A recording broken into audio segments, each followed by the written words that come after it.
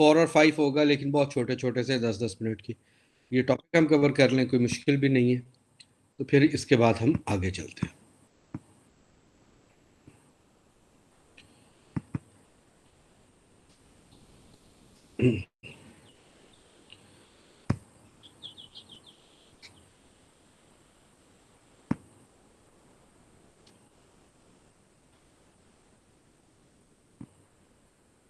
Screen share हो गई मेरी अभी के नहीं? नो सर, अभी नहीं हुई।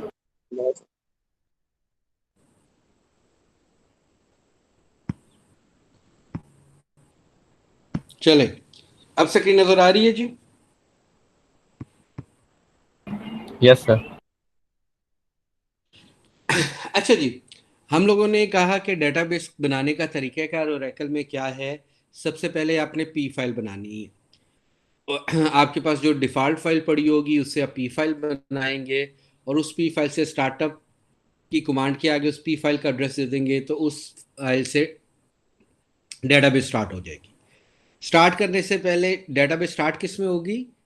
नो माउंट मोड में, यानी कि सिर्फ इंस्टेंस बनेगा, पीछे डेटाबेस कोई नहीं होगी। इससे पहले आपने एनवायरमेंटल वेरिएबल भी सेट कर लेने हैं। माई कंप्यूटर में जाके राइट क्लिक करके वहां जाके आपने क्रिएट डेटाबेस की कमांड देनी है। अगर OMF के साथ देंगे, 2 पैरामीटर आप सेट कर चुके हैं एड्रेसेस के पैरामीटर फाइल के अंदर, फिर तो बहुत आसानी है, सिर्फ क्रिएट डेटाबेस की कमांड देंगे। अदरवाइज आपको फाइल्स की लोकेशंस बतानी पड़ेगी। बताने के बाद डेटाबेस क्रिएट हो जाएगी। जब डेटाबेस क्रिएट हो जाती है तो इसके बाद कुछ पोस्ट एक्टिविटी स्टेप्स हैं, जिनमें से कुछ हमने क्या करने होते हैं, प्रोसीजर्स रन करने होते हैं। सिर्फ उन्हीं प्रोसीजर्स का यहाँ पे वो इंट्रोडक्शन दे रहे हैं। Using data dictionary and dynamic performance views, other objects created with the database is data dictionary, performance tables, PL SQL packages, database event and triggers। ये 4 चीजें डेटाबेस के साथ बनती हैं।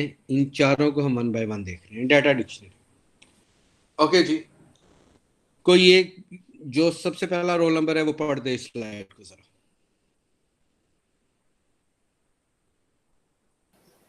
Other objects created with database, data dictionary. जी जी sir ये वाली स्लाइड पढ़नी है। जी जी, Data dictionary. डाटा डिक्शनरी, जी जी बिल्कुल। Central to every Oracle database, describes the database and its objects, contains read-only tables and views stored in the system tablespace, owned by the user's system, maintained by the Oracle server, accessed with select।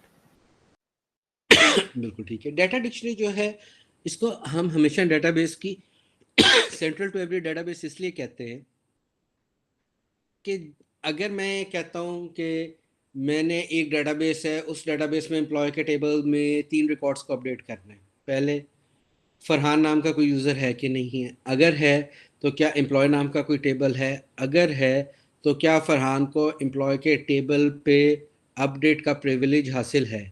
ये सारी information जो Meta data की information है, ये data dictionary table में बनती है। तो इसके बगैर क्योंकि डेटाबेस कोई एक्टिविटी नहीं कर सकती, तो ये क्रिएट डेटाबेस की कमांड के साथ डाटा डिक्शनरी के टेबल्स बन जाते हैं। अच्छा, ये करते क्या हैं? Describes the database and it's subject. कितनी लॉजिकल फाइल्स हैं, उन लॉजिकल फाइल्स में कितनी फिजिकल फाइल्स हैं, उन फिजिकल फाइल्स में कौन कौन सा ऑब्जेक्ट पड़े, उसमें कितने रिकॉर्ड हैं, वो कितना एक्सपैंड कर सकता है, कितना एक्सपैंड नहीं कर सकता। तो डेटाबेस और उसके ऑब्जेक्ट्स की फुल डिस्क्रिप्शन इसमें मौजूद होती है। Contains read only tables and views. इसमें जो डाटा है, टेबल्स हैं, उनमें ना हम इंसर्ट कर सकते हैं, ना अपडेट कर सकते हैं, ना डिलीट कर सकते हैं, ना नया क्रिएट कर सकते हैं। ये ऑटोमेटिकली बनते हैं और ऑटोमेटिकली मैनिपुलेट होते हैं हमारी कमांड्स के अगेंस्ट। हम इनको चेंज करने के लिए डायरेक्टली कोई इंसर्ट अपडेट डिलीट की कमांड नहीं दे सकते। हाँ, हमारे कुछ एक्शंस के अगेंस्ट इनमें DML ऑपरेशन परफॉर्म होता है। फॉर एग्जांपल, मेरे पास 10 टेबल हैं, तो मेटा डाटा का एक टेबल होगा जिसमें टेबल्स की इंफॉर्मेशन होगी, तो उसमें 10 रिकॉर्ड होंगे। मैं 11वां टेबल बनाता हूं, तो मैं क्रिएट टेबल की कमांड दूंगा डाटा अपने यूजर डाटा के अंदर, और मेटा डाटा के अंदर उस टेबल में 10वें के बाद 11वां रिकॉर्ड भी आ जाएगा, यानी 11वें टेबल की इंफॉर्मेशन भी आ जाएगी। तो हमारी DDL कमांड्स के अगेंस्ट वहाँ पे DML कमांड्स चलती हैं, लेकिन हम डायरेक्टली उसमें कोई DML कमांड नहीं चला सकते, वो हमारे लिए रीड ओनली टेबल्स है। stored in the system table space, owned by the user sys। जैसे ही डेटाबेस क्रिएट होती है वो 2-3 डिफॉल्ट यूजर बना देता है जो पावर यूजर होते हैं, जिनके पास इख्तियारात ज्यादा होते हैं। तो ये सिस का जो यूजर होता है उसमें सिस्टम टेबल्स पे सारे के सारे मौजूद होते हैं। Maintain by the Oracle server, अगर हम नहीं उसे मेंटेन करते तो ऑब्वियसली सर्वर ही उसे मेंटेन करता होगा, Oracle server. Access with select command, हम इससे सिर्फ डाटा रिट्रीव कर सकते हैं, कोई और एक्टिविटी हमने इससे परफॉर्म नहीं करनी है। कोई क्वेश्चन इससे रिलेटेड तो मुझसे पूछ लें आप लोग, फिर हम आगे चलते हैं। जी सर सिस ओनर से रिलेटेड बता दें कुछ। सिस एक यूजर है, अभी हम आगे जाके देखेंगे कि यूजर्स बनते कैसे हैं और उनको कैसे राइट्स दिए जाते हैं। ये डिफॉल्ट यूजर है। अगर डेटाबेस बनी है तो डेटाबेस को ऑपरेट करने के लिए कोई लॉगिन पासवर्ड कोई एक यूज़र तो चाहिए होगा ना, तो यूज़र चाहिए। एक या दो यूज़र बना के डेटाबेस हमें डिफ़ॉल्ट में देती है, उसमें से एक सिस यूज़र है। इसे पावर यूज़र कंसिडर करेंगे, बहुत ज़्यादा एक्टिविटीज़ परफॉर्म कर सकता है, इसके पास काफ़ी सारे राइट्स होते हैं। जी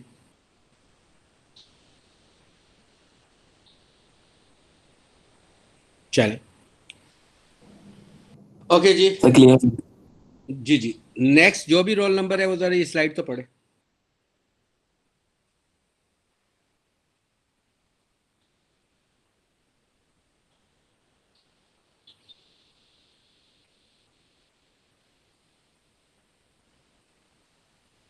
जी हम बेस्ड सर पढ़ो। जी जी पढ़ दे। सर स्लाइड शेयर कर दे। Base tables and data dictionary views. The data dictionary contains two parts: base tables and data dictionary views. Base table stores description of the database created with create database. Data dictionary views used to simplify the base table information accessed through public scenario create with the catalog.sql script. वो कहते हैं कि base tables जो हैं Meta data के वो तो बनने ही बनने हैं, क्योंकि वो क्रिएट डाटा बेस के साथ बन जाते हैं, क्योंकि वो डीबीएमएस को रिक्वायर्ड है। लेकिन डाटा डिक्शनरी व्यूज जो है वो तो यूजर के लिए, अगर यूजर को उनकी जरूरत होगी तो एक स्क्रिप्ट पड़ा होता है हमारे पास catalog.sql। ये catalog.sql स्क्रिप्ट क्या होता है, नोट पैड के अंदर हम अपनी सारी कमांड्स लिखते हैं और उसको सेव कर लेते हैं .sql एक्सटेंशन के साथ। तो वो हम जब रन करते हैं तो वो बिल्कुल ऐसे ही रन होता है जैसे बाकी कमांड्स रन होती है, जैसे एसक्यूएल की रन कमांड्स। तो हम बेसिकली एक पैकेज बना के एक नोट बना के रख लेते हैं कमांड्स का, और उसको .sql की एक्सटेंशन से सेव कर लेते हैं, तो ओरेकल फिर उसको रन कर देती है स्क्रिप्ट। तो ये सेट ऑफ कमांड्स होता है जो हमारे पास पड़ा होता है। अगर 500 टेबल क्रिएट करना है तो 500 टेबल क्रिएट करने की कमांड्स इसमें होंगी, हम उसे रन करेंगे, 500 टेबल्स क्रिएट हो जाएंगे और हमें उनमें सक्सेस मिल जाएगी। ठीक हो गया। तो यूजर ने डाटा को समराइज करके जो देखना होता है वो डाटा डिक्शनरी व्यूज से होता है। क्वेश्चन है कोई यहाँ से या पीछे से तो भी पूछ लें, आप जब पूछना शुरू करते हैं तो मैं अगली स्लाइड पे चला गया हो, तो किसी ने कुछ पूछना है तो भी पूछ लें। सर व्यू स्टेटमेंट को हम ये कह सकते हैं जो सिलेक्ट स्टेटमेंट के रिजल्ट में हमें चीजें आती हैं वो सारे व्यूज भी होते हैं। हाँ, या वो फिर हमें व्यू की एक हमें लास्ट कोर्स में हमने पढ़ा था कि एक व्यू हम क्रिएट भी करते हैं हर यूजर के लिए, आप उसको व्यू कह रहे हैं। वो भी व्यू होते हैं, दूसरे भी व्यू होते हैं। इनको समझाने का एक तरीकाकार है कि बैक एंड पे होते क्या। फॉर एग्जांपल मैं कहता हूँ एक क्यूरी एग्जीक्यूट होती है, उसके क्यूरी प्लान में है कि पहले हमारे पास क्रॉस प्रोडक्ट जनरेट होता है और उसके बाद उनमें से 10 रिकॉर्ड हम निकाल लेते हैं। टोटल क्रॉस प्रोडक्ट 10 × 100 1000 रिकॉर्ड का है। दूसरे केस में हम क्रॉस प्रोडक्ट की जगह ज्वाइन लगा लेते हैं, तो 100 × 10 कंपेरिजन होते हैं, 10 रिकॉर्ड फिल्टर होते हैं और वो 10 रिकॉर्ड हमें डिस्प्ले हो जाते हैं। ठीक हो गया। इस सिनारियो में अगर हम देखें तो जब क्रॉस प्रोडक्ट में जनरेट करता हूं तो दरमियान में एक इंटरमीडिएट रिलेशन जनरेट होता है जिसमें 1000 रिकॉर्ड है। जब ज्वाइन में लगाता हूं तो उसमें एक टेबल दरमियान में जनरेट होता है जिसमें 10 रिकॉर्ड है। तो 10 और 1000 में 100 टाइम्स का फर्क है। तो इसका मतलब है क्रॉस प्रोडक्ट के थ्रू अगर हम डाटा को एग्जीक्यूट करेंगे या क्रॉस प्रोडक्ट को क्यूरीज में इस्तेमाल करेंगे तो इंटरमीडिएट रिलेशंस के साइजेस बहुत बड़े हो जाएंगे। जो इंटरमीडिएट रिलेशन का साइज बड़ा होगा उससे ओवरऑल क्यूरी की जो परफॉर्मेंस है वो हो जाएगी स्लो। ये एडवांस डेटाबेस का टॉपिक है जो हम पढ़ाते हैं कि डेटाबेस में बैक एंड पे एक्टिविटी कैसे होती है। बताने का पर्पज आपको क्या है कि एक जो फाइनल रिजल्ट आपको डिस्प्ले होता है उससे पहले हो सकता है बहुत सारे इंटरमीडिएट रिलेशन बैक एंड पे बन रहे हो और उनमें से डिस्प्ले वो भी सारे व्यू हैं, लेकिन वो हमें नज़र नहीं आते। वो इंटरमीडिएट रिलेशंस हैं जो क्यूरी के फाइनल रिजल्ट से पहले आपस बनते हैं और ख़त्म हो जाते हैं। सेम जो डाटा में डिस्प्ले होता है वो वन टाइम व्यू है, एक दफ़ा डाटा नज़र आ गया, पीछे उसके अगेंस्ट कोई टेबल नहीं बनना, तो वो आउटपुट है हमारे पास, लेकिन है वो भी रिलेशनल फॉर्म में, क्योंकि रिलेशनल डाटाबेस की डेफिनेशन क्या है, सब कुछ किस फॉर्म के अंदर होगा, रिलेशंस की फॉर्म के अंदर। तो ये वाला जो मेटा डाटा के टेबल्स हैं, इनके ऊपर जो व्यूज बनेंगे वो व्यूज है, लेकिन वो व्यूज का तो बाय डेफिनेशन ही ये डेफिनेशन है कि व्यू का अपना डाटा नहीं होता, वो बेस टेबल्स के डाटे के ऊपर चलता है। तो यहाँ पे मेटा डाटा के जो टेबल्स हैं वो बेस टेबल्स हैं, और जो व्यू हम उसके ऊपर जनरेट कर लेंगे वो हमें नजर आ जाएगा। वो इंटरमीडिएटली है, वो सिर्फ एक फाइनल व्यू है जो वन टाइम हमें नजर आया, अगली दफा कोई और क्यूरी करेंगे तो वो व्यू नजर आ जाएगा। व्यू का अपना कोई डाटा नहीं, वो बैक एंड पे बेस टेबल्स के डाटा पे मैनिपुलेट होकर हमें डिस्प्ले करता है। क्या मेरी बात कुछ समझ आई आप लोगों को? सर थोड़ी सी कॉम्प्लिकेट हो गई लेकिन समझ आ गई है। चलें दोबारा सुनिएगा इसको, इस पे हम दोबारा भी बात कर लेंगे। जो ये है ना efficiency point of back and algorithms कैसे चलते हैं, वो इस कोर्स का पार्ट नहीं है। यहाँ पे हम टूल सीख रहे हैं कैसे हैं। हमारे पास एक डिस्ट्रीब्यूटेड डेटाबेस का और एडवांस डेटाबेस का कोर्स आता है, उसमें वो बताता है कि क्यूरी प्रोसेसर कैसे बनता है, उसमें कौन से एल्गोरिथम्स इस्तेमाल होते हैं और वो किस तरह काम करते हैं। तो उस कोर्स में ये सारी डिटेल्स हमारे पास अवेलेबल है यहाँ पर। अच्छा चलें आगे चलते हैं। ये कुछ स्क्रिप्ट वो दिखा रहे हैं, catalogue dot SQL creates commonly used data dictionary views and synonymous, cat pro run script required for server side PL SQL। देखो SQL जो है ये स्टैंडर्ड है, ये हर एक में मौजूद होगी। PL जो है इसे कहते हैं प्रोग्रामिंग लैंग्वेज, ये स्पेसिफिक है जो सिर्फ ओरेकल के सर्वर पे या ओरेकल की डाटाबेसिस पे चलेगी, बाकी कहीं पे नहीं चलेगी। तो PL के जो स्क्रिप्ट को ये हम रन करेंगे कैट proc डॉट एसक्यूएल को, तो इससे प्रोग्रामिंग लैंग्वेजेस को जो सपोर्ट रिक्वायर्ड होगी वो अवेलेबल हो जाएगी। ये जर्नल नहीं है। PL जो है ये स्पेसिफिक है फॉर ओरेकल। ये PL का जो कोड होगा वो SQL सर्वर में नहीं चलेगा, लेकिन SQL का जो कोड होगा वो ओरेकल में भी चलेगा और SQL सर्वर में भी चलेगा। ओके, कोई और पढ़ दे जी, जिन्होंने पहले पढ़े उसके अलावा कोई पढ़ दे इस स्लाइड को।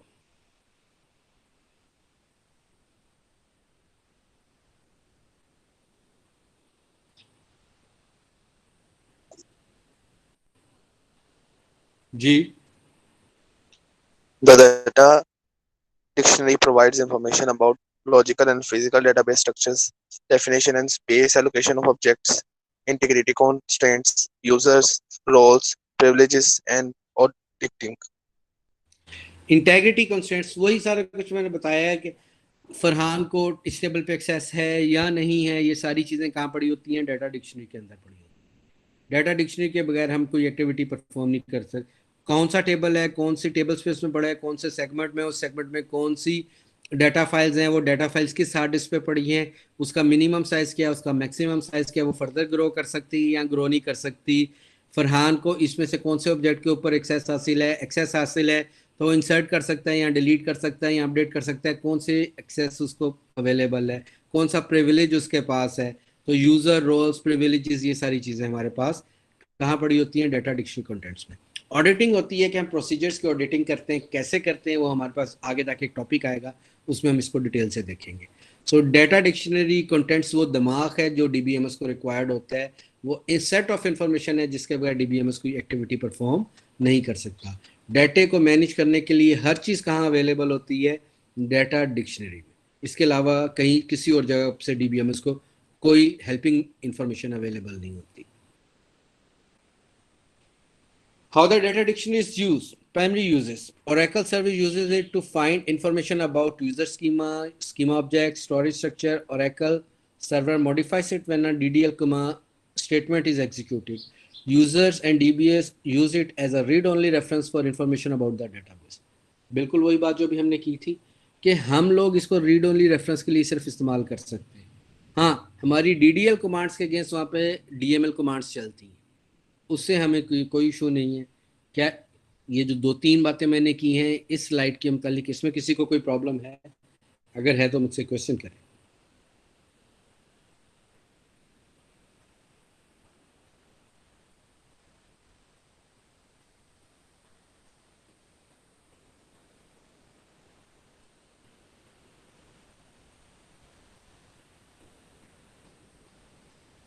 जी नहीं है सर क्वेश्चन। ठीक है, सिंपल सी बातें हैं, कोई मुश्किल बात है नहीं। अच्छा, ये है 3 प्रीफिक्स। यूजर अंडरस्कोर टेबल्स का मतलब होगा वो टेबल्स जो यूजर के अपने स्कीमे के अंदर है। स्कीमा क्या होता है, पहले ये मुझे बताएं। What do you mean by schema? Sir एक से डिफाइन वन बाय वन बोलें फिर मुझे समझ आएगी। Sir entity table relationship I guess. नहीं, देखो स्कीमे को हम जब डेटाबेस में डिफाइन करते हैं तो हम कहते हैं own space by user. OWNED की बात कर रहा हूँ। ओन स्पेस बाय यूजर, वो जगह जिसका यूजर मालिक है। मैं फरहान का एक यूजर क्रिएट करता हूँ और उसको मैं 2 GB जगह दे देता हूँ।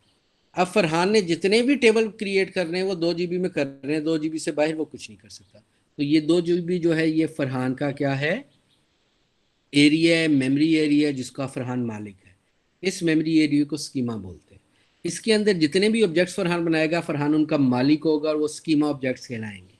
स्कीमे का नेम और यूजर का नेम सेम होता है।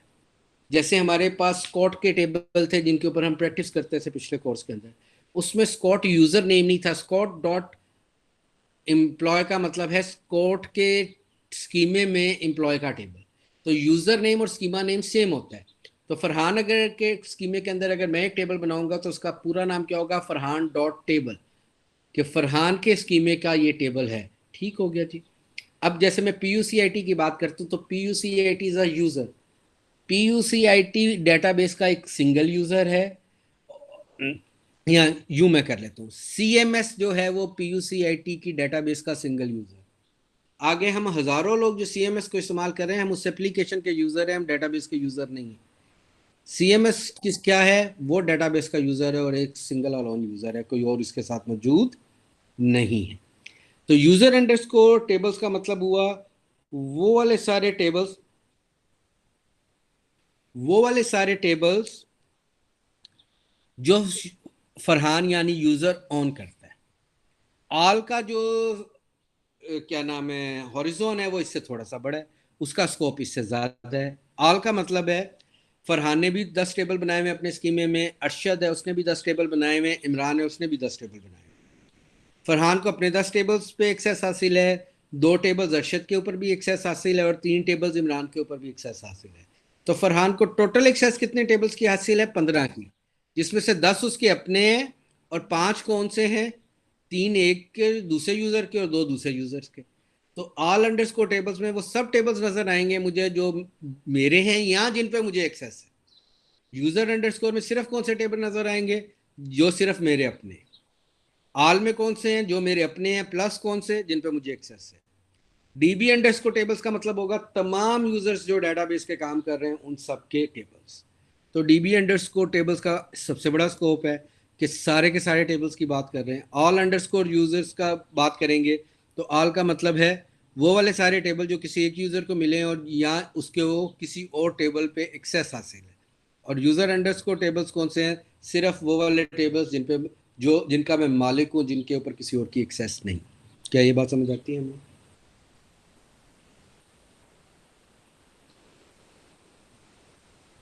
सर DBA का एक दफा रिपीट कर दें। DBA का मतलब है all tables. DBA underscore tables का मतलब होगा डेटाबेस के सारे टेबल्स।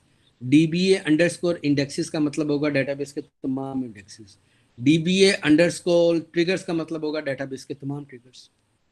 ऑल अंडरस्कोर टेबल्स का मतलब होगा एक यूजर की बात हो रही है, उसके सारे टेबल्स जिन पे उनको एक्सेस हासिल है, बेशक वो उसके अपने हैं या किसी और के हैं और उन्होंने उसे एक्सेस दी हुई। यूजर अंडरस्कोर टेबल्स का मतलब है यूजर के सिर्फ अपने टेबल्स जिन पे एक्सेस है वो शामिल नहीं होंगे। Okay sir. ये कुछ उसने एग्जांपल्स दे दिए हैं, बहुत सारे हैं। हर चैप्टर के एंड में कुछ व्यूज हमें नजर आते रहेंगे। ये वो हैं डाटा डिक्शनरी एग्जांपल्स। यहाँ पे डिक्शनरी आगे हम देखेंगे इन टेबल्स के अंदर पड़ा हुआ क्या होता है।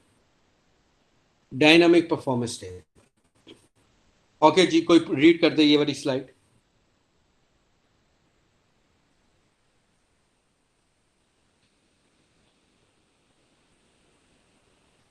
जी सर, डायनामिक जी सर डायनेमिक परफॉर्मेंस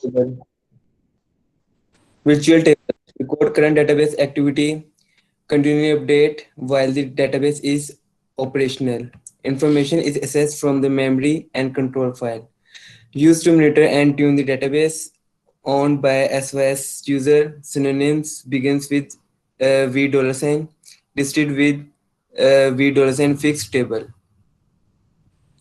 ये जो डायनामिक परफॉर्मेंस टेबल्स हैं इनको वर्चुअल टेबल्स भी बोलते हैं। क्यों वर्चुअल टेबल्स बोलते हैं? क्योंकि ये वर्चुअल मेमोरी के अंदर बनते हैं।